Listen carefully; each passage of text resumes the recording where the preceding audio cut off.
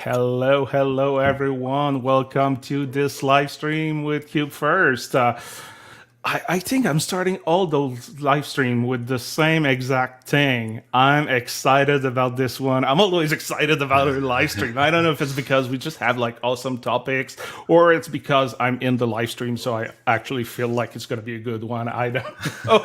But we're having fun. It's nice. We're sharing about things we love. So that's going to be no different this week. But before we jump even in the topic, we have a new face with us today. So, Kai, if you would like to introduce yourself, because some people may not know you, even if you're super popular.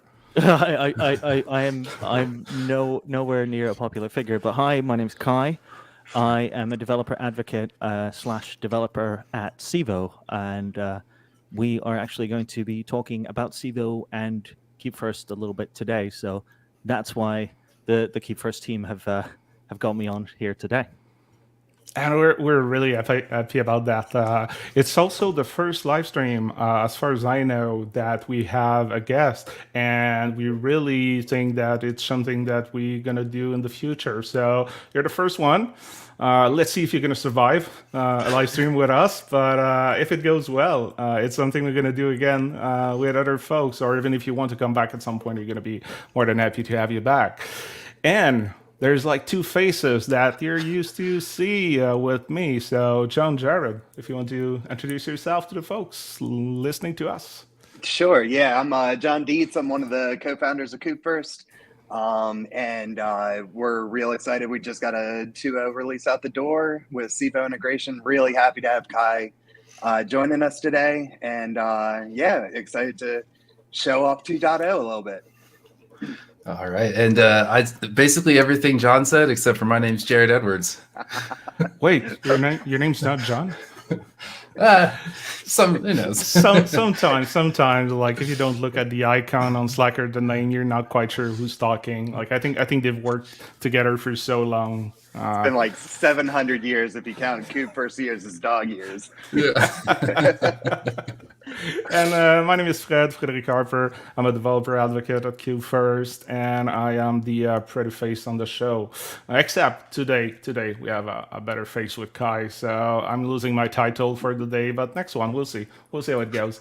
So, as you've seen on the title of the live stream, and John told us also, today the live stream is all about 2.0.0, or actually, should I say V 2.0.0 release, which has some great goodies. And as you know right now, because we have Kai with us, have also Civo support. So super excited. Today's the agenda is going to be a little bit like we usually do. What the heck is Kubefirst? So for people that are new that don't know what's the platform, really super sweet, quick introduction. So you have just a little bit of idea of like what we're going to talk about next. We're going to introduce you to the 2.0.0 release. So what we brought to the table, what changed, what you need to be aware about that release, and of course some Civo love. So Kai's going to talk to us a little more about like the Civo cloud. Yeah, I like the spirit. I like that. So talk a little more about Civo cloud. And there is no Kubefirst live stream without a demo, without something technical that we can show you. So Jared, with some John help, I assume, will demo a little bit the new integration with Civo, which is part of 2.0, which is available since last week now. Super excited about that release. So what's Kubefirst? Basically, we tackle the complexity of running a Kubernetes cluster. You know, deploying a cluster, Kubernetes cluster, it's not that difficult, especially, let's be honest, I'm not saying that because you're here, Kai, but especially on Civo, it's quite easy. You can deploy your cluster and it's up and running. But this is only the first step of like running things cloud native, running things on a Kubernetes cluster. So you need to have other application, other tools in place to be sure you're going to be able to like respect probably the GitOps principle, adding users, managing your repo, deploying application. And what we do is we intervene there and we basically create a cluster with all those cloud native tools that are already working together things like Argo CD, Argo Workflow, HashiCorp Vault, Terraform, with Atlantis, and we put all those things that already work and are configured to work together. So you don't just have like a Kubernetes cluster, you have a fully functional Kubernetes cluster with the tools you need to start in production right away. And you can do that on other cloud provider like AWS, but you can also obviously do this on Civo. And even before, if you want to try, you can also try it locally with K3D and something like Docker. So you can try it locally if you don't already have an account on those cloud provider, or you just want to, have fun on your own computer. So basically, we tackle the complexity for you. And in the end, yes, we populate that cluster with the tools we think you probably want to be successful in your cluster. But in the end, it is your cluster. So you have the GitOps repo where all the magic happen. And once the cluster is deployed, you do whatever you have to do with that cluster. So that was kind of like a longer explanation that I planned to do, but I just like your tool. I have some bias around it about that tool, but I really liked it. It just makes life easier. And I don't know for you, I'm a little bit lazy. So if I can just run one command in the terminal and things are working, I can focus on what I do best, which is like creating my application and deploying it and on the cloud. I'm good to go. So I'm looking at the face of John and Jared, like, hey, did I say the right thing? Like, what's their face meaning? Like, I think it was okay. Do you have something to add? There's nothing to add, Fred. You nailed it. You know the spirit of Kubefirst inside and out. We're basically putting all the pieces together, pre-configuring them so it's all automated, ready to rock and roll in a couple of minutes instead of 7 months, and it's all for free. So. Yeah, definitely worth checking out, especially on Civo, lightning fast cloud. So, and it's open source. So, hey, I'm a huge fan of everything that is open source. You can check the code, you can fork it, you can do whatever you need with the platform. The code is available out there. So, why we are doing that live stream today? It's about the 2.00 release, and it seems like it's been forever that we released a version of Kubefirst, but we were hard at work. So what's new with that, or the big part of like the big chunk of new stuff with that release is, did I say it before? We now integrate with Civo. I think you've heard it. It's still there. It will be there. All that live stream. We have Civo support. So now you can use that amazing cloud as your destination to create your Kubernetes cluster. For those of you that used Kubefirst before that version, we were supporting GitLab, the self-hosted version, but we heard you loud and clear. You wanted GitLab SaaS support, and voila, we listen, we execute, and we have now GitLab SaaS support. And the other thing that we spent a lot of time on it, and you may not totally see it, but obviously and hopefully you're going to experience it, is that we refactored a lot of things. We crunched a lot of bugs, actually removed a lot of bugs. We worked on the experience, the user experience. So now DCLI is way more stable than it used to. So overall, it ends up like a great experience using the Kubefirst CLI.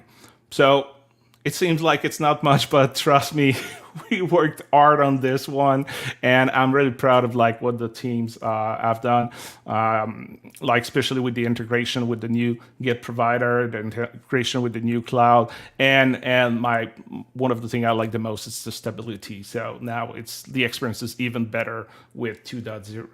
But with all great release and a lot of hard work and refactoring comes what I would call in that case breaking changes, because they're breaking changes, but to be honest, I think they're a good one. So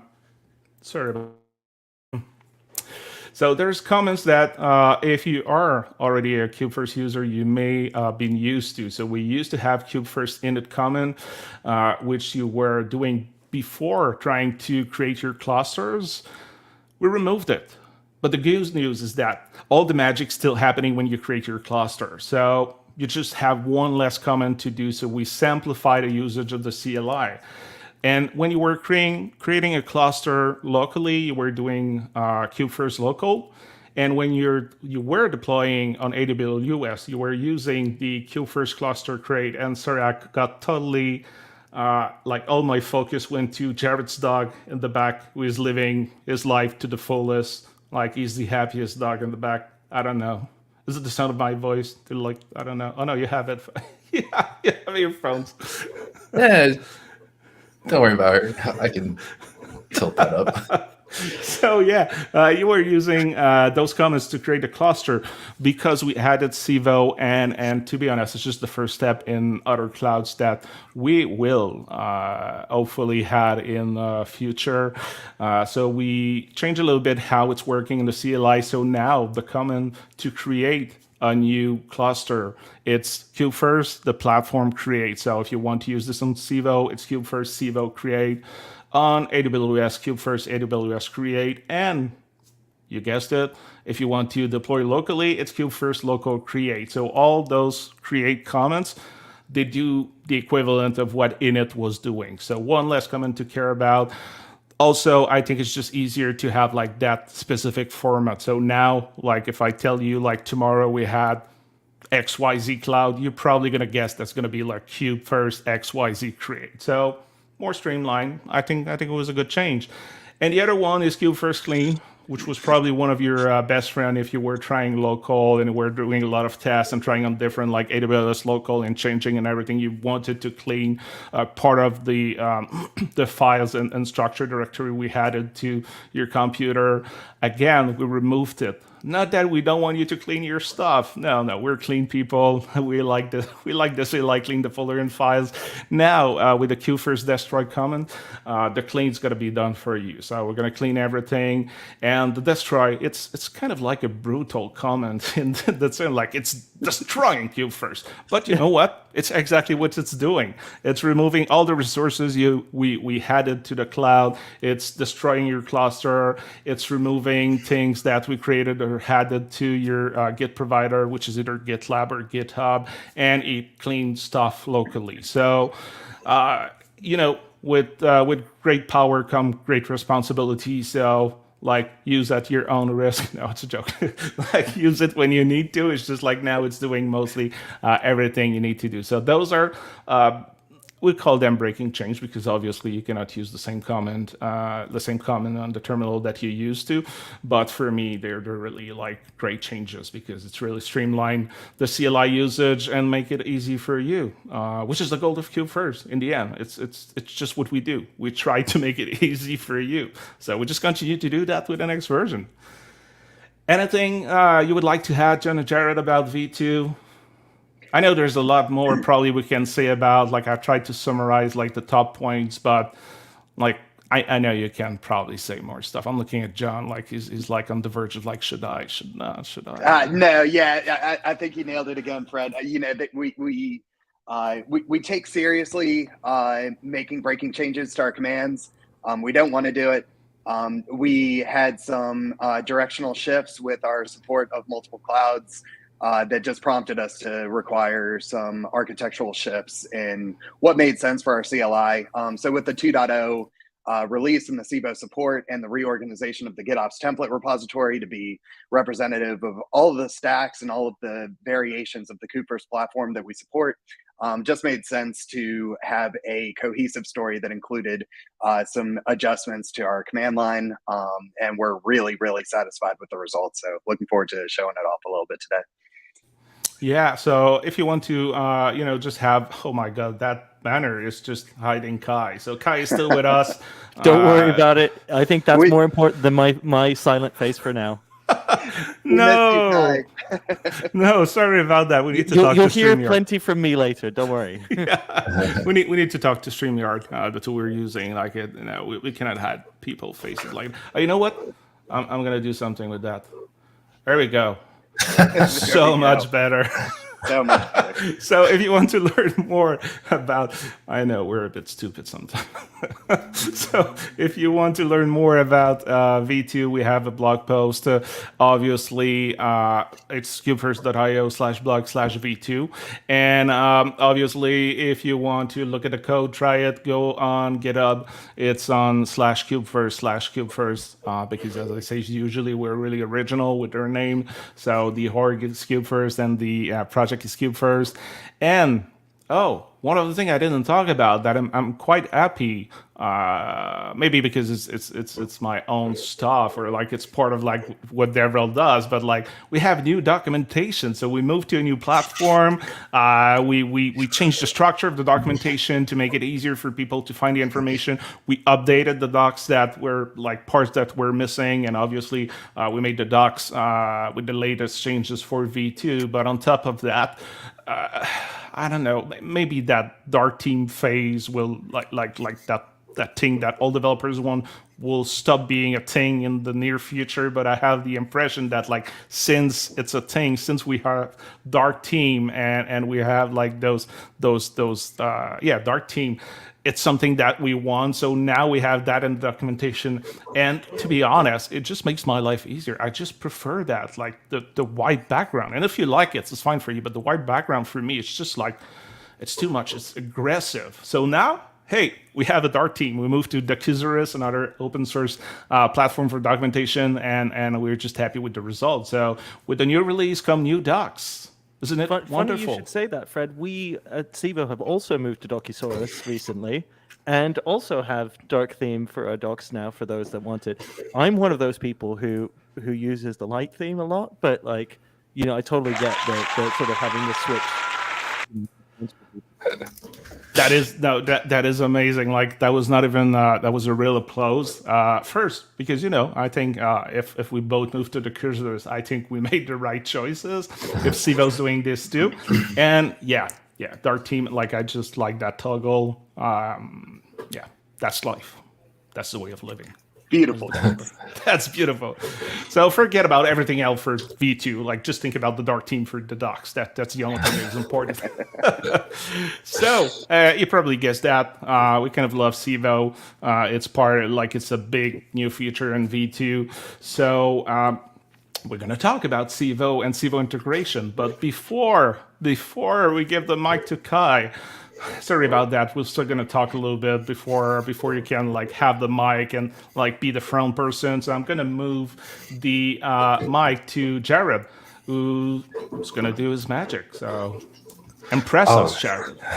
I will do my best. It's mostly the CLI here, not me. But with our refactor, as Fred was mentioning, we have a slightly different setup with our commands, but we've already gone ahead and I've set my environment variables locally. There's some easy ways to get those. Basically, I have two set. My GitHub personal access token for the organization that I want to create my Kubefirst platform in. And then in your Civo dashboard, you're going to want to visit your profile and go to your set security tab, which is going to give you your Civo API token so that you can execute against Civo. I've already got that set up. So I'm just going to check some of my Civo quotas. We have a quick list here of all of the things that we interact within Civo, so that if we think you're going to bump into something that might hit a limit, we'll try and warn you ahead of time and exit the execution so you can go request an increase on your quotas before you actually kick off Kubefirst.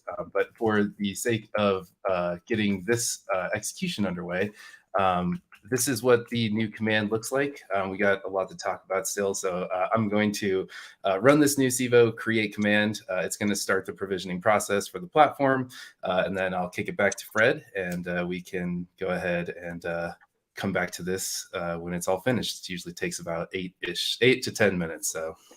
Yeah, just a quick call out on the version that we're previewing today. This is version 2.0.1 that Jared's going to be executing. So anybody that's watching this YouTube retroactively, this is recorded on 2.0.1. Great call.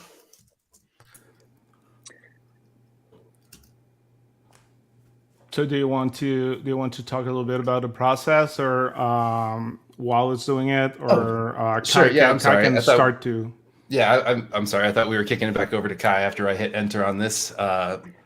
Yeah, just talk through real quick, just a quick explanation of what's happening while we switch over to Kai and talk about Civo a little bit. This is basically an execution. It's going to take a handful of minutes, probably about 9-10 minutes or so, and it's going to create the Kubernetes cluster brand new in the Civo cloud.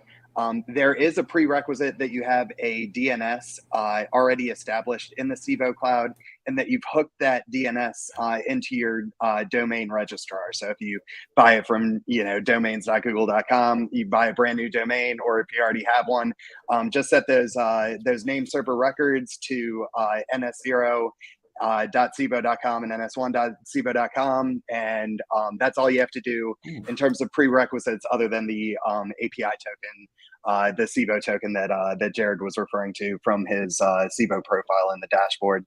And basically, what this execution's gonna do is create brand new Civo cluster. It creates a GitOps repository. We have an upstream GitOps template repository in GitHub, and when you do an installation command, we pull that GitOps template repository down. We hydrate it with the details of what you want your cluster name to be, what region you want it placed in, details like that, and then we take that resulting hydrated GitOps repository and we give it right back to you, so that you're in full control of the mechanics and the automation and the configurations of everything that we install, inclusive of Terraform that we automate, inclusive of GitOps that we register with Argo CD. And we'll talk through all that in a little bit. So I think at this point, we're ready to kick it over to Kai. We'll let that 10-minute or so process complete. And let's kill some airtime with some Civo love. Yeah. All right. Thanks, everybody. Yeah, I saw that Jared's probably busy fixing something, because the demo gods are always the demo gods. So I'm going to have a quick overview of what Civo is, and then hopefully Jared will have fixed whatever needs fixing by the time. So thanks for everybody for tuning in, whether you're watching live or later on, and thanks to Fred, Jared, and John for inviting me. So yeah, while we wait for the cluster to build and everything to rehydrate, I'll do a quick whistle-stop tour at what Civo is and what we do. So Civo is a public cloud provider in sort of a term. We try to be cloud native from the outset. But we run our own hardware and offer managed cloud resources to people all over the world. And I'm going to try and sort of define what we mean by being cloud native sort of in the next couple of minutes. So here's a nice little quote from our CEO, Mark, on what Civo as a cloud provider is trying to do. Basically, it is an incredibly crowded and noisy landscape of different cloud providers with several extremely big players. And we are trying to compete by doing the right thing, essentially. And you'll notice in the quote that he says that we're challenging the status quo. So let's talk about what the status quo is and why it needs challenging and why we are doing that. So the status quo with cloud computing is complex in three different ways. Complexity of the tooling itself, and kind of what Kubefirst aims to do is to provide you with best-in-class tooling sort of out of the box, so that you can, we all know Kubernetes is great, but it doesn't, it comes with baggage, right? So you have to take that baggage and somehow be able to configure it for yourself, for your use case, and be able to run with it. So that's one part of the complexity. The second part is price to actually run stuff in the cloud. And then a third part is vendor lock-in. So each cloud basically generally wants you to stay with them. And quite often they will do things in their particular ways to try and lock you in. So we try to challenge that status quo head on by taking on these three complexities. So let's run them. So simplicity, I don't want to use the word simple because nothing about Kubernetes is simple. but at least we at Civo call a spade rather than a cryptic cloud-related product name that doesn't actually mean, anything except to the team that created it. We try to stick to upstream defaults and common best practices. So basically, if something works on, is defined in the Kubernetes spec, we try and make sure that that also runs pretty much like that, or has sensible defaults that work with Civo. We try to stick with common best practices, and we believe that Kubernetes should be a platform and a foundation for what you're building, rather than the thing itself that you're building, which is kind of like the Kubefirst ethos as well. It's like, here's all the things that you might want to, or usually want. Now go build your thing, make yourself special, right? So that's what we also try to provide from a platform standpoint, so you can concentrate on your app development. So with vendor lock-in, we try to stick to the upstream defaults. We leverage a lot of best-in-class open source projects. Again, there's a nice little parallel to Kubefirst. I saw a bunch of icons from the cloud native landscape that are widely recognized as like, this is the one to use, that kind of thing. But then nothing should stop you from changing your configuration to deploy elsewhere if needed. So isn't the point of containerized software that it shouldn't matter where it's running? So, you containerize and package an application, it should just work where you deploy it, right? But then, sort of equally, if you're coming in from somewhere else, Civo Kubernetes, we aim to be CNCF compliant. So like, again, I was saying, if it works elsewhere on Kubernetes, it should also work on Civo.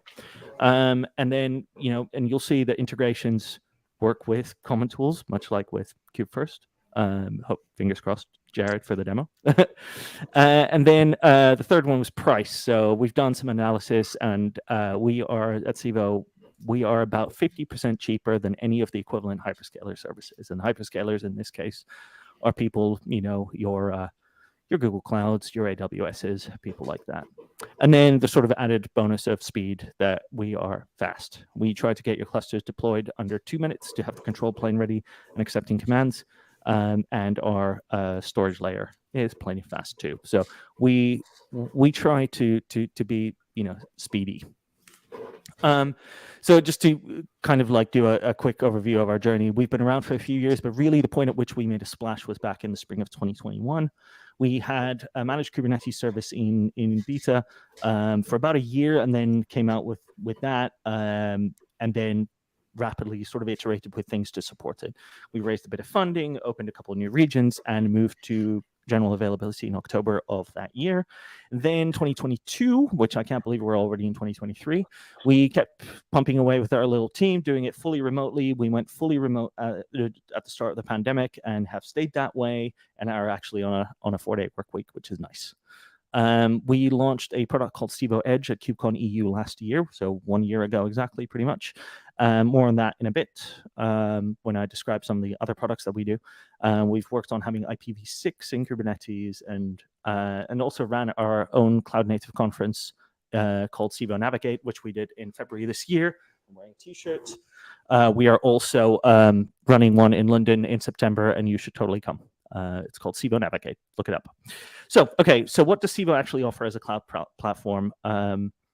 Like, Kai, yeah, just like I wasn't there. I missed it. I was sick, but John was there, and like from his point of view, John, you can talk about it, but it seems like he had a blast at Civo Navigate. Yeah, I thought it was a really great conference. The Civo presence at the conference was honestly just some of the nicest engineers that I've ever had a chance to talk to. The presentations that I was lucky enough to be able to hop in on were fantastic. I got to give a couple talks. One that got dropped on my lap the day before. Always the way. I think it went off without a hitch. It was a great conference. We're looking forward to the London one as well. So cool. Yeah. So I'm just gonna quickly run through what it is like. What are the products that Civo offers? I've been talking a lot of fluff about like what a company, what our history is, but like fundamentally, we provide Kubernetes. We are a cloud provider that provides cloud resources. So the Civo Kubernetes service is the fundament of everything we offer. And we originally launched with K3s as the Kubernetes distro, lightweight Kubernetes distribution, originally developed by Rancher. But then now we also offer Talos Linux for that extra bit of security. And I'm super excited about Talos and the sort of aspects that will give us. Still speedy, still launching, fairly quickly. And kind of sort of, in relation to what Fred was saying about, Kubefirst, we also have a marketplace of applications that you can use as the building blocks for your own projects, with everything from the common tools like Prometheus and Grafana to really esoteric stuff that like IoT management platforms, that you can have devices in your house communicate with the cloud, that kind of stuff. The other thing that we offer, obviously, virtual machines, or as we call them, compute instances. They run on top of our Civo stack Kubernetes, meaning they're also super fast to launch and have all the same facilities as our Kubernetes nodes. They are VMs as you are used to. You start a Linux virtual machine in the cloud, it gets an IP address, you do stuff with it. But sort of in the background, we run them as actually as Kubernetes objects. So we are Kubernetes all the way now. We have an object store, which is an S3 compatible object store that you can access with any S3 tool. So if you have any kind of object storage experience, using whether it's Amazon or not, this uses the same sort of interfaces, and is backed by the NVMe drives, which are really fast. We try to have good hardware so that you're never stuck waiting for something from a hardware side. Civo Edge, I mentioned briefly earlier, it's a private region that runs the same hardware as our data center rack. So Civo is built on Open Compute project hardware. So it's modular, it's quite small, it's like higher density stuff. And we are actually able to provide that as a sort of private cloud as part of a sort of air-gapped environment or whatever you need. So if you're, but the UX would still be the same. You're running it as a region in Civo in your account that's only visible to you. Here's a sneak peek of a feature we're talking more about next week at KubeCon EU in Amsterdam. Our machine learning service takes everything we know about building, on open standards, CNCF projects, things like that, and applies it to the current hotness of machine learning. So it's a product called Kubeflow that we essentially offer Kubeflow as a service. And from experience, we know that too much of the time and expense of machine learning projects is spent on the actual setup, on the infrastructure and the prep.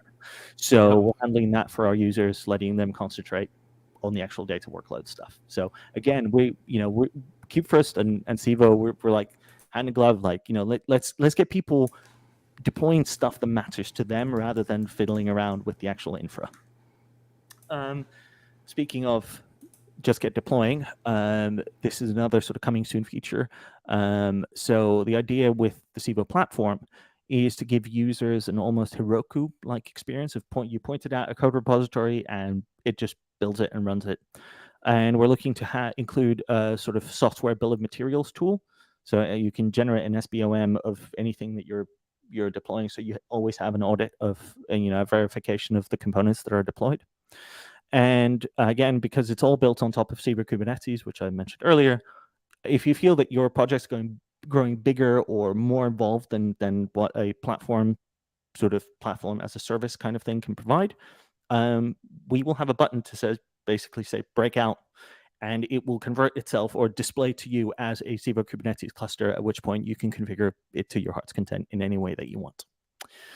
And aside from the products that I've just run through, we try to be approachable and immediate in other ways too. So we try to do support in a much more personable way than some of the other players. We have a few education-oriented projects. So we have a thing called KubeQuest, which is in your account when you first join, and you can sort of navigate through and deploy your first Kubernetes cluster on Civo and sort of do it like a choose your own adventure novel a little bit. We also have the Civo Academy, which has over 50 videos on Kubernetes topics, from like Linux fundamentals to pretty advanced stuff like network policies and stuff like that. And we have a big and knowledgeable Slack community. I think there's 20,000 plus people on there now. We have Civo ambassadors who are like super knowledgeable. Like I go to them when I'm like, hey, is this sensible? And and I work for the company, like, but that's how good they are with Kubernetes stuff. And open source projects that we always welcome contributions to. And if you want to check those out, you can go to github.com/Civo, and all of our projects are there. So yeah, thank you very much. I know that was like a super fast run through of like the company and what we offer, but I'm more than happy to answer any questions. But yeah, for now, I'll hand back to Fred. That was great. I thought I known Civo. I did not. So thanks. And I've been in a place where I used to work at DigitalOcean, where we're also part like of the small players, and we're trying to have like the same advantages that Civo has. Like simplicity, like the cost, like what you're gonna pay for, which is not the case with every cloud provider, and like the benefits are real. So yeah, super happy, and my God, like cool stuff coming on. So good job to the team. Actually, what's the expression? Like, color me impress is the expression. Well, that's very kind. Thanks. That's awesome. Yeah, good job. Thanks for giving us like a clear view about Civo and what's in and what's interesting for people. So now, a really nice cloud provider, Civo, if you didn't know Civo before. And now you're gonna see how you can leverage like all the cool stuff from Civo with a mix with Kubefirst. So, Jared, going back to your screen, what's happening now? Yeah, all right. So I'm sure some of you caught that there was an error up above. Oops, and that was exactly what I was trying not to do. Basically, somehow my GitHub token had an issue. So I just re-exported my GitHub token and then re-executed the command, which caused a little bit of output in our progress bars there. But without changing anything else aside from that token, I did end up getting to the end of the platform. Let's see, we can real quick jump into the logs of that. I should have scrolled to this earlier, so apologies, but I was going to grab the time on the Civo Kubernetes because it was not Civo Kubernetes that was the slow part of this. It was that error indeed. But nonetheless, the new console look that dropped on the other window on my screen here is our console. And you can see that there are still a couple of TLS certificates resolving. So we have these links grayed out. But let's jump into Argo CD and see what's going on over there. So to do that, we're going to use a new root credentials command that we have. And for those of you that don't know, the console application is basically like an overview of part of the things that we put in place to make your life easier. So it's just a nice, sexy like web application that show you what you need to know about your new cluster. Either way. Oh no, that's not working. Oh, that's mean, Fred. John, yeah, we might have to kick it over to you. I'm not sure what happened. I know it's the best we can do. When the demo guy's not with us and there's some issue. But as every speaker would tell you while they're demoing, it worked on his machine before. But like the thing we didn't say, I don't know if we can share that, Jared, but like his laptop was I'm not going to say the word that I'm going to say, but like his laptop is going berserk right now. Like he had some weird issue about non-related Kubefirst things before, but because we like to live dangerously, we still decided to use Jared's laptop to do the demo. So I guess it's you get what you put in. so maybe right. It seems like. Okay, so these are mostly just user errors, thankfully. So now that I've actually made it to the Argo CD screen, everything seems to be up and healthy. Where should we go from here, John? I'm fumbling all over the place. I'm having a hard time today. Yeah, I'll bet you $1 that we were trying to log into Argo CD right at the point of the orchestration where we have to restart the Argo CD server in order to pick up the OIDC provider. So very well could be, although I'm still having odd connection issues. So we'll find out how it continues to go. But okay, yeah, maybe if you run into trouble, I have a Civo stack up on my local host. We can switch over to mine at any point. So let's just inspect Argo CD really quick and see if it has restarted itself. And if it has, then we're okay to proceed. Argo CD debugging live. Yep, it's 3 minutes old. So that 2 minutes and 3 minutes. So we should be okay moving forward. I do need to open and port forward to go ahead. And actually, while you're doing that, we have a question for Kai. And thanks, Dixon. Dixon is asking, can you talk about the SBOM in more depth? Perhaps a very brief walkthrough. What would be nice to know? Are we working with the registry to help developer or platform to help develop our platform app? I'm gonna have to say that I don't actually know the answer to that. So I don't know how it's actually going to be set up. But Dixon, if you are signed up to Civo, you should have an invite to our Slack. Fire over that question in any of the channels in Civo Kubernetes or general or whatever. I will make sure that you get an answer there from one of the engineers who's actually working on it. And you know, this is the answer of an experienced developer advocate. Like, there is no way we know everything, but we know where to point people. So I would say, all in all, Dixon, you may not have your answer, but you have your answer in the end. So yeah, good job about sorry that. to not be able to give it to you right now. It's unfortunately it's a part of the it's a feature set that I haven't worked on personally. So I would be remiss if I started trying to reply to that. Yeah, no, but I do want to echo some of Kai's comments about the Civo engineering support. We have been Civo consumers now for the last quarter, maybe 4 months. And the support that we've had from the engineering group at Civo has been head and shoulders above any other cloud provider that we've experienced so far. Very attentive care. You log an issue and in the middle of the night it's being worked, and they're transparent about the circumstances that they're running into and how to get the issue resolved, and the resolutions have been fast. So definitely want to echo that the Civo community ecosystem is a great ecosystem to belong to. And the engineering support has been fantastic. That's super kind of you to say, John. I think how would I say? I think it really shows that everybody from sort of senior management on down are cloud people.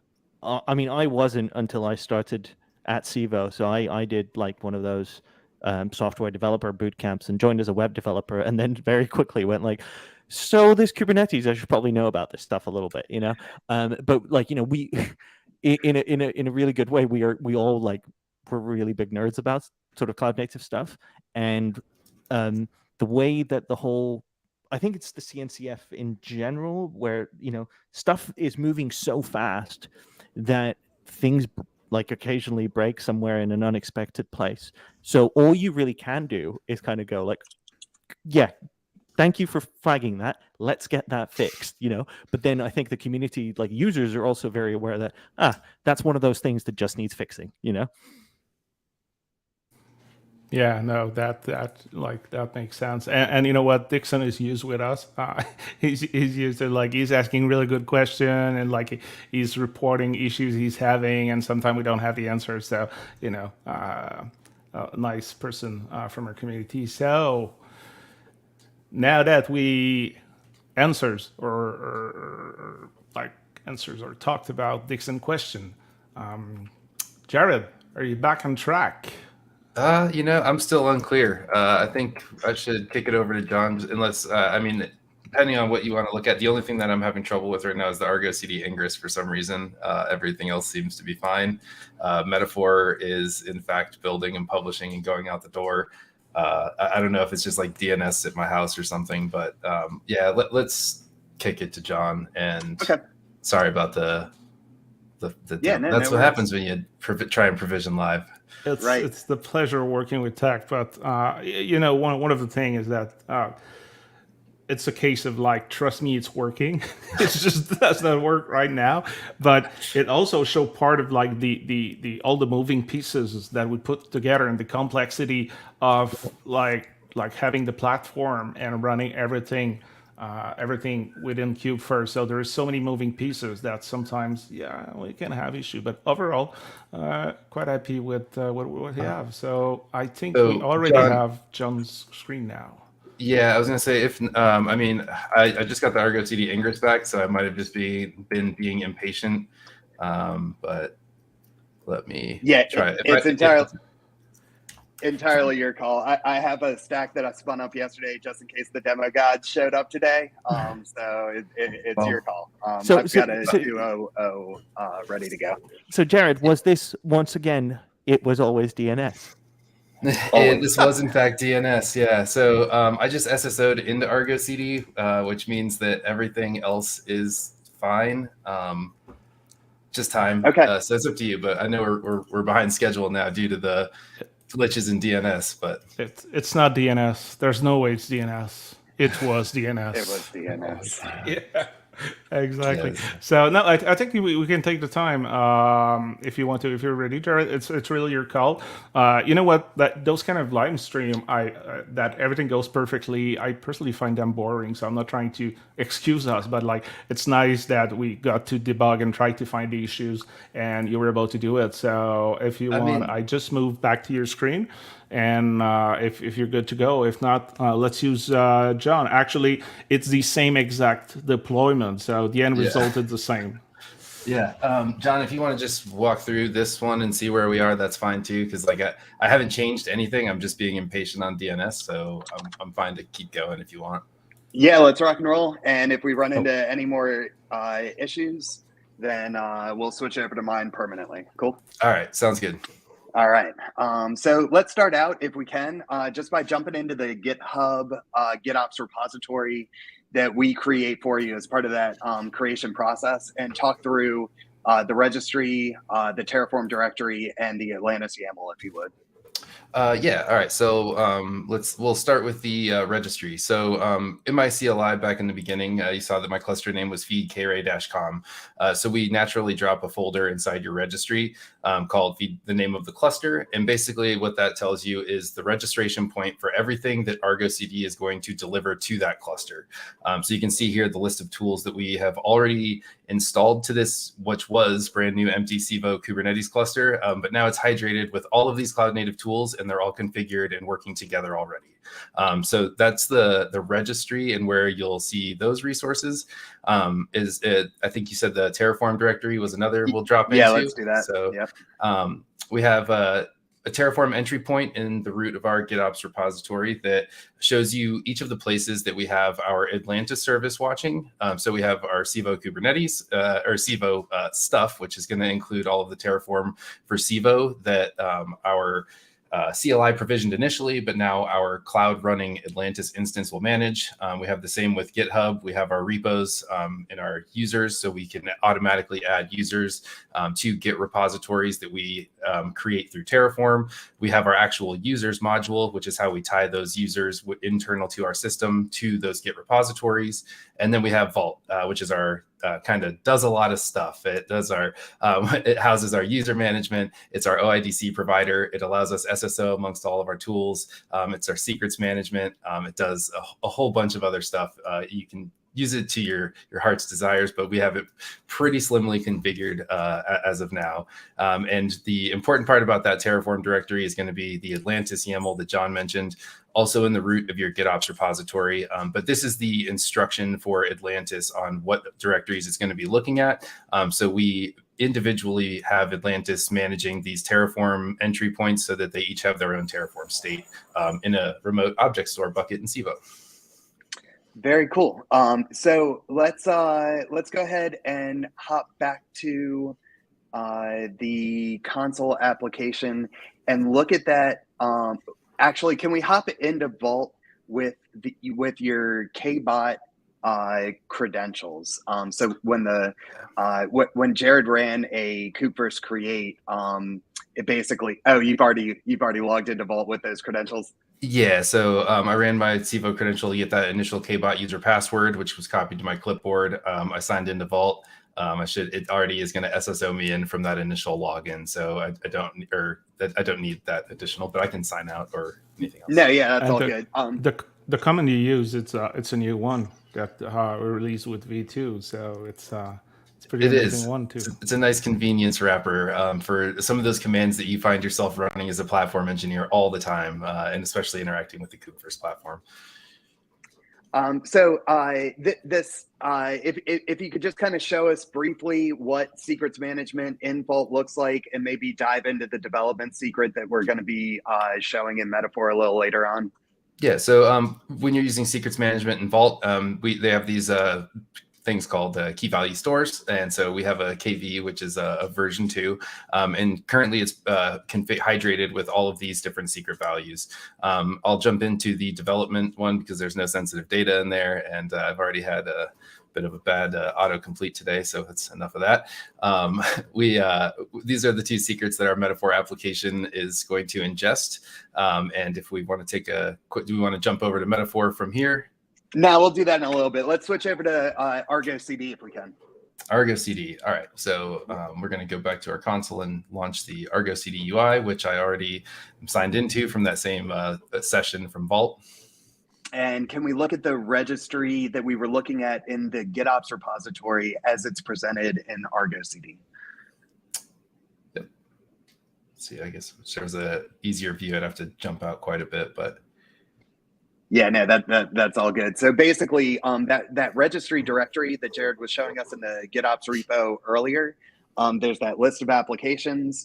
The way that we bootstrap your Kubernetes cluster when you do a Kubefirst Civo create, we create this GitOps repository. We put in your GitHub or your GitLab. We then create a Civo Kubernetes cluster, Helm install Argo CD to that cluster, and then we hydrate Argo CD with all the applications of the Kubefirst platform from that registry point. So the registry is like the central point that follows an app of apps pattern in Argo CD to deploy all of the applications of the platform, but it takes intricate care of the interdependencies of platform tools. So like, for example, when you need to create a brand new platform in an empty Kubernetes cluster, you have all this stuff that you need. You need ingress controllers. You need a secrets manager. You need something to manage your DNS, something to manage your certificate, something to manage. You have all these different micro products. Some of them depend on each other. Some of them don't. And there's this sequence of rolling out from scratch all of the applications that are needed in your cluster. And we're leveraging Argo CD sync waves in order to orchestrate in combination with the app of apps pattern in Argo CD. We're leveraging that orchestration so that first thing we do is create the lowest level platform tools, and then we establish the secrets manager on top of that. Then we install a handful more CRDs, and the whole cluster just unfurls in a very clean single registry application installation. So this is basically a view of it. Jared, if you want to hop into one of those applications just to show sort of like development and the Metaphor application as an example. Sure. So the development represents one of those folders that was delivered with your GitOps repository. I can jump into the registry, cluster name, components, and then development. And you kind of see these same 2 resources that you see in my Argo CD UI. There's this thing called Docker config, and there's this thing called Metaphor. And if we go back to whichever one of these tabs was the correct one, we have those same 2 resources that Argo CD has added to the cluster for us. That's perfect. Let's jump into the Metaphor repository itself. Take a look at what it looks like to have an application with source code that needs to build on the Kubefirst platform, publish a container, publish a Helm chart, and do GitOps delivery to dev stage prod. This is a sample application that comes with the Kubefirst platform. Let's just take a look at some of the key components. I'm thinking basically like, there's obviously source code for an application that needs to be built and delivered, but there's some key directories too, specifically the .github folder for GitHub Actions, the .argo folder for our Argo workflows, the charts folder, the Docker file. Can you explore that just a little bit in this repo? Sure. Yeah. So we just have a really simple application. It's a Node.js app. It's got a nice little UI on top. It's a React app with a Next.js or a Node.js server using Next.js. I don't know the correct terminology there to put those two things together in the same app, but we have an app that runs, and this is the Docker file for it. It's really straightforward. There's nothing too fancy about it, but that's what we use to build that container image. We have a Helm chart, which is a pretty standard Helm chart. There's nothing really too special about it. It's got a handful of resources that you would get by default, and plus an external secret, which we do use across the platform for our applications to be able to pull secrets out of HashiCorp Vault. And then the last thing that we have, the last two things, I guess, are for CI related stuff. And we have, let's see if I drop in here, I get this better workflow so I can stop changing browser tabs on everybody. We have a single workflow that's an action or GitHub action that triggers our Argo workflows. We have a publish job and then a job to release to development, staging, and then after staging, of course, we release and that puts it in production. So that's our, the single GitHub action that we have. Those Argo workflows that are being invoked are going to be here also in the repo. You can see that we have a publish, a deploy, which is for those other environments, and then release, which gets you out the door to production. Right on. So let's say I was, I'm a software engineer. My company is considering the Kubefirst platform. What does it take? And maybe we already have like 5 microservices that we're delivering to Kubernetes. However, we're delivering to Kubernetes, but we want to do GitOps. We want to do Kubefirst. What does it take to get those application repositories onto the Kubefirst platform and like building and delivering to dev stage prod on Kubefirst? Yeah, basically it just takes a Docker file in the root of the application repository. You can copy, if you're using GitHub, excuse me, you'll be able to copy these 2 folders, the Argo and .github directly, drop them in your application, and then you need a directory that has the same signature of charts and whatever your repository name is. And if you can follow those few steps, then you can drop a brand new app in, and the CI behind it will be able to publish to dev stage prod and get it out the door pretty quick. That's really awesome. Can we take a look at what it looks like in the GitHub Actions tab? Now, one thing that I want to call out here is that even though we implement GitHub Actions in the GitHub flavor, or if you're doing a GitLab flavor of a Civo platform, we'll have the same architecture. It's just leveraging a .GitLab CI YAML instead of a .GitHub folder for actions. But the automation of doing CI on the Kubefirst platform, we're leveraging Argo workflows for all of the heavy lifting. So publishing the container, publishing the Helm chart, doing GitOps delivery, and setting the desired state in your development, staging, production instance of a particular application. We want the developer experience to be in the developer's home. We like a developer wants to be in GitHub if you're a GitHub shop, or if you're in a GitLab shop, your developer wants to be in GitLab. When their pull request or their merge request gets merged, they want to see the results of that pipeline getting delivered to dev stage prod right there in their home base in their Git provider.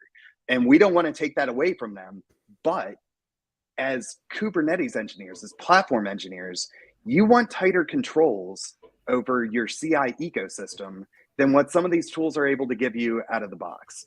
And we love what Argo Workflows brings to the table in that regard. Argo Workflows is a Kubernetes native workflow engine. We happen to be leveraging it for CI. You can leverage it for a lot of different use cases, machine learning workloads, ETL workloads, whatever it may be. But GitOps CI is rather simple. You have to publish a container. You have to perhaps publish a chart, unless you're using customize, and then you have to do some GitOps desired state delivery to a dev stage prod environment, maybe a little bit of testing in between environments for quality gating. And what we've done with the Kubefirst platform is made it so that your Git provider, whether it be GitHub or GitLab, are invoking self-hosted Argo workflow engines that are running those operations for you. But we're getting that feedback back into the developer's home experience in their Git provider, in GitHub Actions, or in GitLab pipelines. So if you could take a look, like, for example, at the publish job, and then compare that against what you see when you hop into Argo workflows, I think that would be really eye-opening to our audience. Yeah, sure. So we'll take a look at publish here. This was the container that we published just a moment ago. And then you see we have the CLI variation of when you Argo submit something.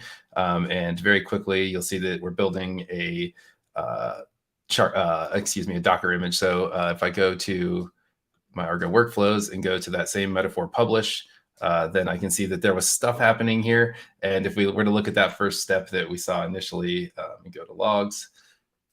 If they come back, well, of course they didn't come back. All right, today's demo is not going perfect, but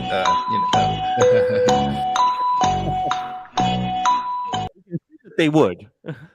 Yeah, here, we'll go get them the old-fashioned way, and that's easier. Where's step one? I don't know. Build, publish, chart.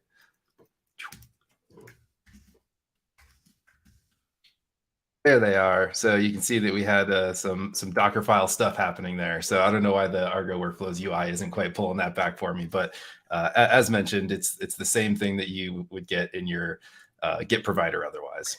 Yeah, and back on that Argo Workflows screen, when we create these workflows for you, we've isolated each individual task into something called a CWFT. It's a cluster workflow template. It's Argo terminology.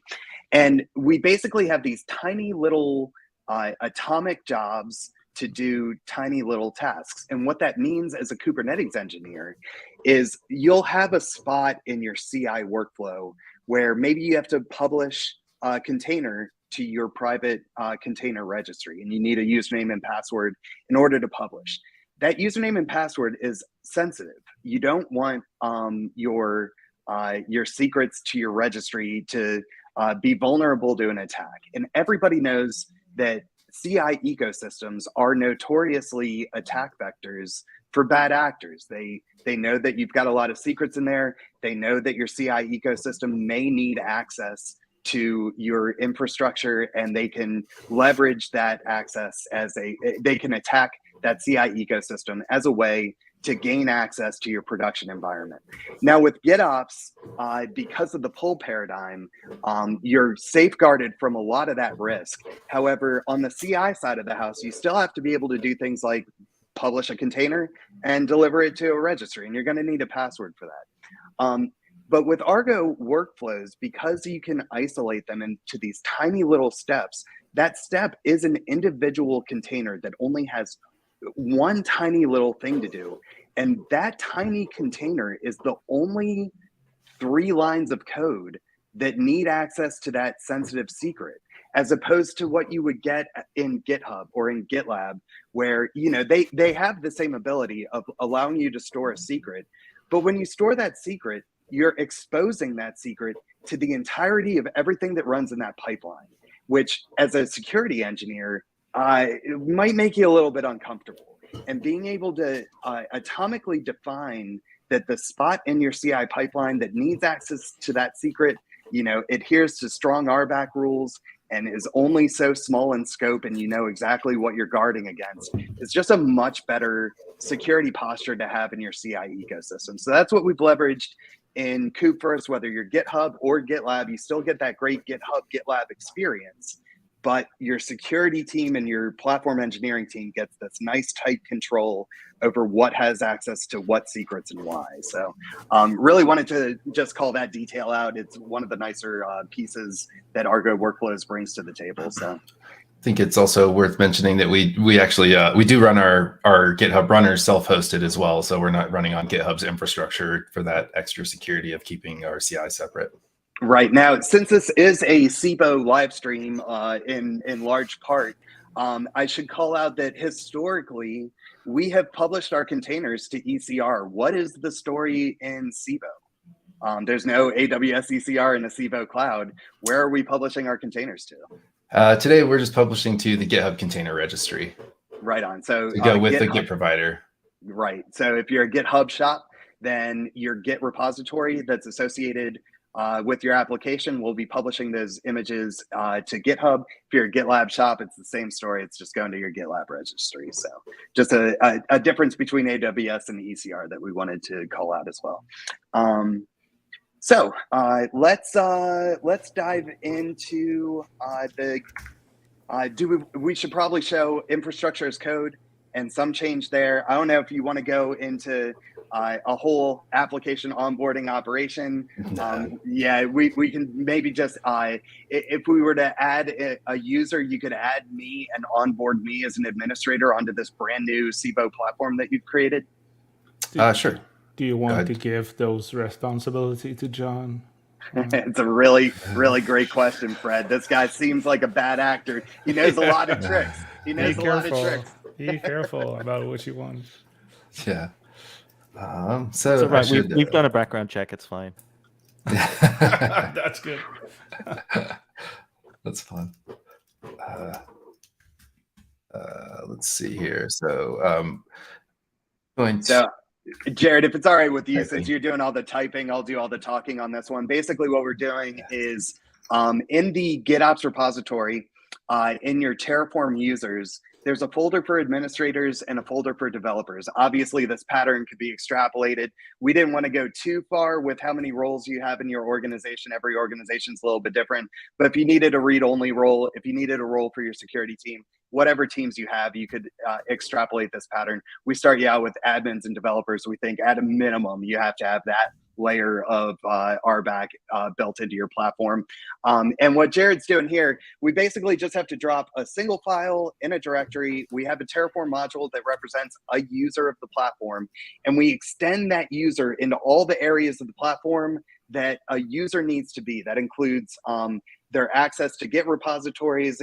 It includes their access in Argo workflows, Argo CD, Vault. There's an OIDC provider. We place you in the correct OIDC group so that when those OIDC claims happen, we have that provider hooked into all the tools of the platform. And if you have additional tools that you want to add to the Kubefirst platform on your instance, all you have to do is pull request adding the tool onto the platform. And if you want to add an OIDC provider client for that new application, we have a module for that too. You can hook it into our SSO for Vault. We basically have a Terraform-driven user management ecosystem where to onboard a user, you just have to have a handful of lines of code that say who the person is, what their first name is, what their last name is. If it's GitHub, we need their GitHub username. If it's GitLab, we need their GitLab username. And then we'll add them to all the right places, make sure that they have access to the system. So onboarding and offboarding of users is immediately available right out of the box. It's all Terraformed. It's all automated. Single sign-on also out of the box. It's powered by Vault, but you have instant SSO access to all the power tools, Argo workflows, Argo CD, Vault, GitLab, etc. So really cool story there. And Jared is putting a pull request forward here where he's going to onboard me onto his new platform as an administrator. And what this is doing, Jared, if you want to talk through it from here, since you're done typing, go right ahead. Sure. So I guess I should probably go to files changed. I had to do it in two because I hate the GitHub UI for this portion, but I think I got everything as right as I could. Yes. So yeah, it probably won't work, but that's okay. So that's just been my luck today. Anyways, so add John's details in, make sure to get his GitHub user. That's going to be used within our internal user module that it actually is in your I guess user module now, but anyways, it's there inside your Terraform code, which is going to create John as a user in Vault, as well as add him to the admin team in our GitHub organization. It's going to create a password for him, and yeah, so that's the change set, and I'll go ahead and apply it. You're the only admin. You have to. And I'm guessing the reverse is equal. Is you remove that and you commit that merge, and that RBAC is gone. That is exactly right. And kids at home, don't create commits with that kind of commit title. You can do better. Yeah. Yeah. All right. Well done, Devrel, for the win again, Fred. Well done. Yeah. Well done. We're all about the best practices here. That's right. So after I typed that comment, Atlantis apply, we can see that Atlantis went ahead and ran that Terraform apply for us.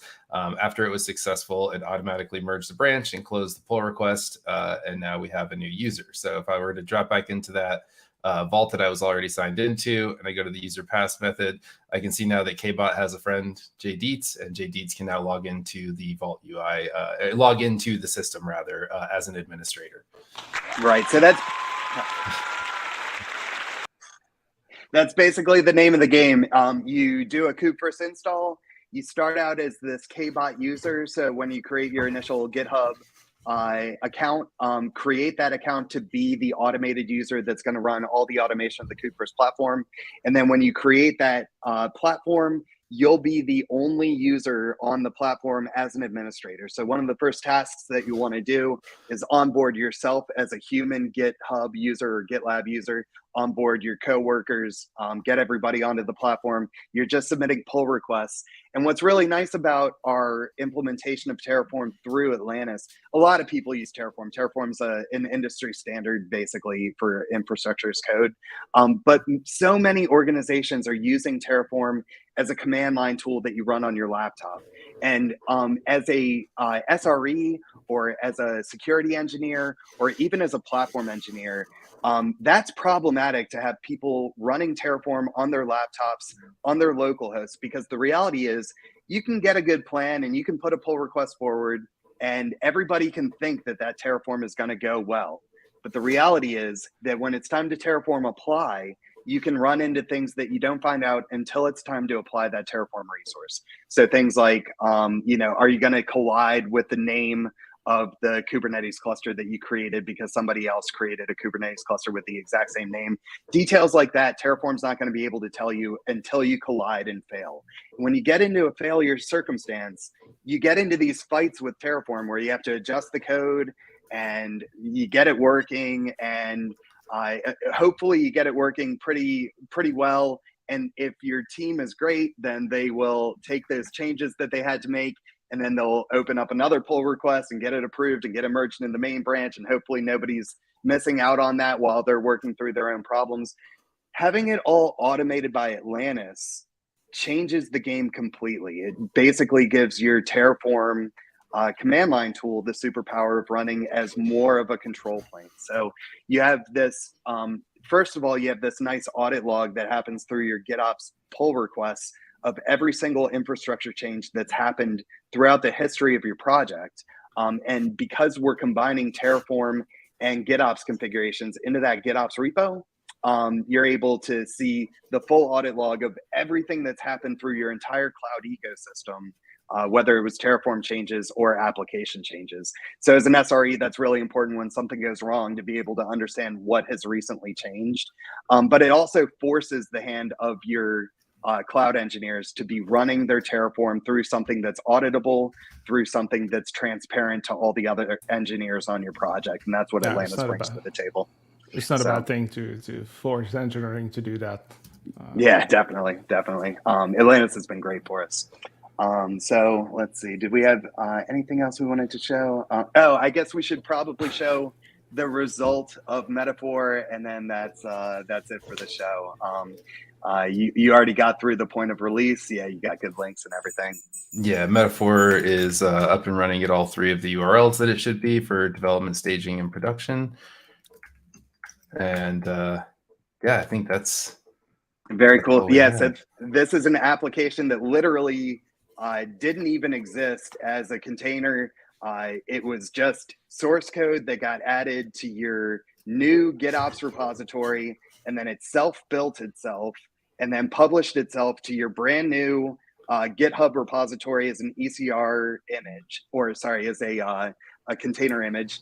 And then it published a Helm chart. I know, tisk ECR. And then it created a Helm container, published that as a pre-release Helm chart, delivered that to development, staging, and then re-released that Helm chart as an official released Helm chart, delivered that to production, automatically version bumped your Helm chart so that you're prepared for the next version. It's a really nice, comprehensive application delivery example if you're getting into the business of doing GitOps delivery in your CI and leveraging, tools like Argo CD and tools like Vault and all the other awesome cloud native applications that are on the Kubefirst platform. Kubefirst is a great place to get that starting point and understanding of how all these pieces really fit together in a fully automated ecosystem that's ready to go in a few minutes. So and Metaphor is basically doing what you're seeing right now. So it's really just a demo application to show you how the platform is working and how like everything is connected together. So perfect to understand how the GitOps repo is working, like play with Argo CD, like just trying to see like how to manage your cluster with the power of like everything we put together. And you know what, like if you know what you're doing, it just like remove that app. It's not going to be useful for you, but we still like to have it there because it's a great example about how the platform is working. So I think we've done a pretty good tour. We wanted to do a little bit of shorter live stream, but we made a mistake to let John talk, so it went a little bit longer than we planned. And what I just realized is that for the last 30 minutes, we did not talk that much about Civo because what Kubefirst is doing basically is like being part of that process. So we deploy on Civo, but all the magic, everything you've seen, like was running on Civo, but there is some kind of like abstraction when it comes to using Kubefirst. That's the best part of like when you do stuff on Kubernetes for me is almost like just I think it was Kelsey Hightower who said like Kubernetes should be a platform to build your platforms or something like that. So that's kind of like I'm happy if what we at Civo provide is just the bedrock on which you build, and it just sort of hums along quietly in the background. So, like fingers crossed, no errors were that they were like Jared was saying, they were user errors rather than Civo errors because we're not perfect. So. Yeah, no, the Civo platform, the one thing that I will call out on the Civo platform is the speed. Like there's a lot to like about the Civo platform. We really enjoyed using the CLI. Their SDK was great to hook into our product. Their engineering team was exceptional.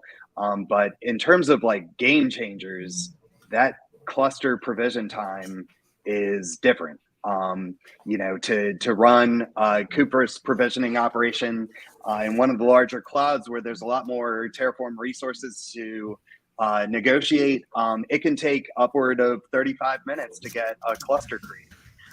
Once you have your master plane, and then you add your node groups to it, and then you add your applications to it, and then you have to get DNS, and then you have to get your certificates to resolve. All that stuff takes cycles. And to be able to change that story from 35 minutes up and 15 minutes down to a story where it's 8-9 minutes, including certs and DNS and everything else, and to be able to tear the thing down in Jared, I don't know if you want to demo that real quick. The teardown time on Civo is just something to behold. It takes every once in a while it'll be under 60 seconds to have everything that you looked at today just obliterated from the face of the earth and ready to be recreated in no time. So it's about a 62-second destroy according to the stopwatch last night. It's kind of a fun watch, but having that speed of being able to come up and tear it down and bring it back up and tear it back down, that's what platform engineers require. We're building ecosystems. We're not building apps, right? And as a platform engineer, being able to tear down the whole shop and recreate the shop from scratch, have those iterations be 10 minutes apart from each other instead of 55 minutes apart from each other means that you just got 6 times faster at being able to, get through your bugs and get your features onto your platform and explore that new tool or whatever it is that you're doing as a platform engineer. So if nothing else, and there have been a lot of other things that we've liked about the Civo platform, but that speed of getting a Kubernetes cluster up and down is just ridiculous. And the fact also, I was talking with the team before the live stream where I shared this on our Slack. There's someone who just shared that their old team of old DevOps team got let go, and now developers need to basically, people that were only doing software development need to learn how to manage Kubernetes and how the cluster is working, and learning process takes time. And as we said a couple of times before, oh my God, that's destroy. It's already destroy. So, hey, 1 minute, 11 seconds. And I put this on Jared laptop. That's probably why we have 11 seconds.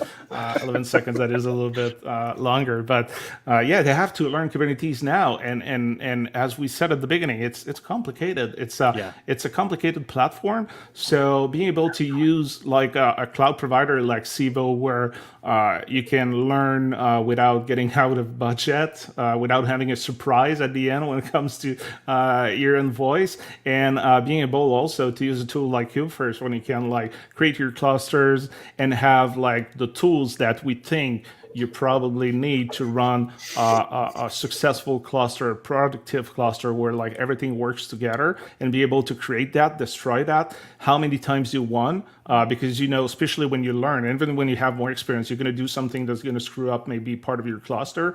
So sometimes it's just easier to reboot your laptop. So sometimes it's just easier to you destroy the cluster and you make it again, and you can do this with one command line. So yeah, I love the fast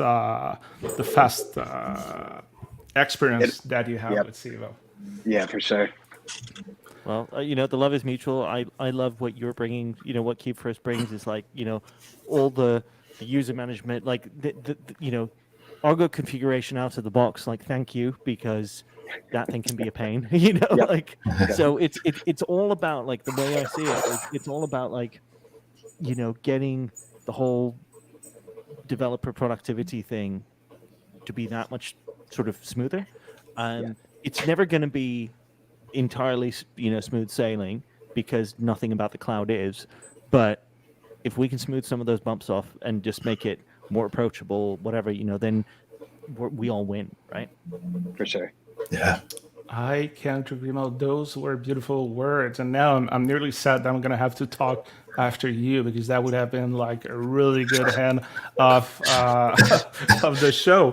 But if you want to try this at home, this is exactly what Jared have done. Part of it was before the show, which is basically installing the CI and setting up environment variable about the Civo token to access the Civo API, GitOps token or GitLab token, and the comments to do that. Actually the flags for the comment are a little bit different depending on the platform, but everything, all the information is available on our documentation. So you go on docs.kubefirst.io, everything is there.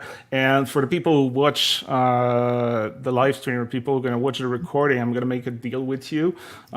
If you're not able to deploy a Civo cluster using Kubefirst on the first time, meaning if you have the same experience as Jared, just hit me up on Slack, and I'm gonna send you free swag, t-shirt or stickers, because I'm confident about our product. It was just of course, when we were live, we got an issue, and seriously, I'm pretty sure it's Jared laptop.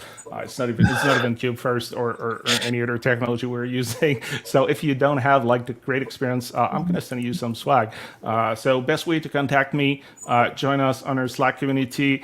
We don't have 20,000 users in some other company in the live stream, but we're slowly ramping up and adding people to your community. It's also a nice place. I've been on the Slack Civo. They have the Civo/Kubernetes channel, which is pretty nice if you have like Kubernetes question. And I think you also have like a beginners channel, which is also really great when you start to use Kubernetes and you're not quite sure what you're doing.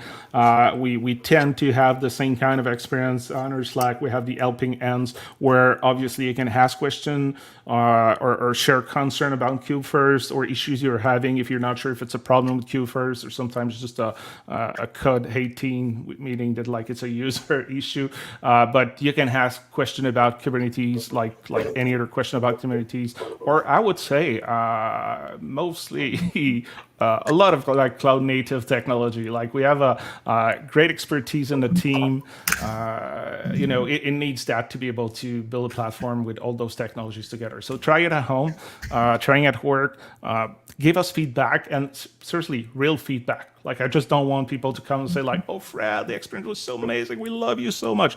Actually, don't get me wrong. I like that. Do that. But also, if there is some issue you are thinking about feature that we could have, you're having problem, let us know, because that help us to find issue we may not have seen or we may not have experienced, and trying always to improve the platform. So obviously, every company tells you that they care about you, to listen to you. I like to believe that, like Civo, it's true for us to really care about our users and what you're what you want to what you want to do and how we can help you having a best experience. And that is so cool. Dixon is just commenting that he is running Kubefirst live on Civo right now. So awesome, Dixon. That is so cool. Thanks for doing that. And one last word before we let you go. Obviously, Civo.com. If you don't have an account, go create one. Great experience overall.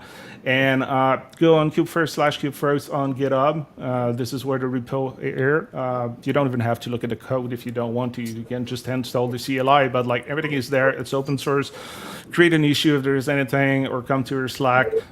If you have feature suggestion, again, you can create one there. If you want to participate and contribute, we're also looking for people that are just passionate as much as we are about like creating a great experience for people that want to deploy a cluster using Kubernetes. If you have any question, again, Slack, check on our documentation. And I think that's kind of it. But maybe before we do the end of the live stream, as you're all waiting for the really stupid developer jokes that I'm going to say, any last word, Kai? Just thanks for inviting me. And thanks, all Jared, John, and Fred. I actually hadn't played around with Kubefirst at all before, and I'm super impressed, and now I want to. So, well done, you guys. Thank you so much. Really appreciate it. That's awesome. Yeah, no, and right back at you. The Civo Cloud has been an awesome new cloud to adopt, and we're hoping that it really pays dividends for our end users in being able to iterate swiftly on an inexpensive cloud that's super easy to use. That if you don't like Terraform, having a Kubefirst platform on the Civo Cloud, you only need to take care of 3 Terraform resources. So if you hate Terraform, Civo is a great place to be, because you just need a Kubernetes cluster and a network and a domain, and you're off to the races. So it was a great experience. Great to have you on our live stream, Kai. Thanks for joining us. Yeah, thank you, Kai. And, great work working through all those demo god bugs today, Jared. That was a tough go. Oh, thank you. Good job. We made it to the finish line. Well done. Yeah, and what I realized, it seems like all that live stream was like Kubefirst tapping Civo in the back and Civo tapping Kubefirst in the back. But hey, what can you do when like 2 products and services are just awesome? Like, you do what we do. So before we let people go, what did a Boolean say to a integer? What did the Boolean say to the integer, Fred? Integer. Okay, I did not say it right. Like, thanks for highlighting my bad English. So, what did it say to the integer?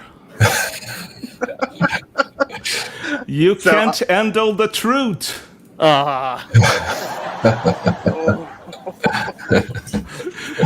on that stupid joke of the live stream. Thanks everyone for joining us. Thanks for people who's going to watch this, the recording after. Again, thanks Kai for joining us. I think that was amazing to have you. It was nice to learn more about Civo. Even for people that thought that they know your platform, like there's a lot of stuff there, a lot of good stuff.